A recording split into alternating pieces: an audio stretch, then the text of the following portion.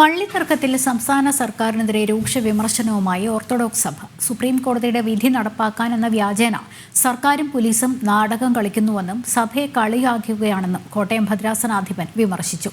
അങ്കമാലിയിലെയും തൃശൂരിലെയും 6 പള്ളികളിൽ വിധി നടപ്പാക്കാതെ നാടകം കളിക്കുന്നുവെന്നും ഓർത്തഡോക്സ് സഭ കുറ്റപ്പെടുത്തി.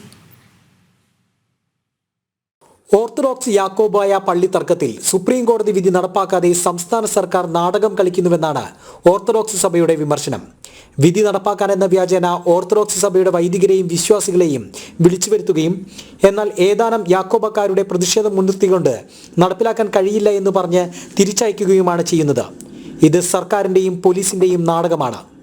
എന്നാൽ നിയമം അനുസരിച്ച് മുന്നോട്ട് പോകുന്നതിന് തടസ്സം നിൽക്കുന്ന ആളുകൾക്ക് കൂട്ടുനിന്ന് സഭയെ ഒരുമാതിരി കളിയാക്കുന്ന രീതി, നിയമത്തെ തെറ്റിക്കുന്ന രീതി ഇപ്പോൾ ഭരണ സംവിധാനങ്ങളിൽ നിന്ന് കുറച്ച് നാളുകളായി കാണുന്നു. അത് തുടരുന്നത് അഭികാമ്യമല്ല എന്നുള്ള കാര്യം ഞാൻ ഈ സമയത്ത് സ്നേഹപൂർവ്വം ചുമതലപ്പെട്ടവരെ അറിയിക്കുവാനായിട്ട് കൂടിയാണ് ഇതെടുക്കുന്നത്.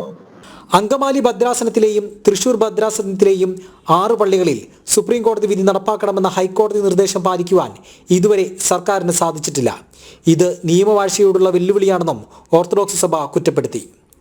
ജനം, കോട്ടയം.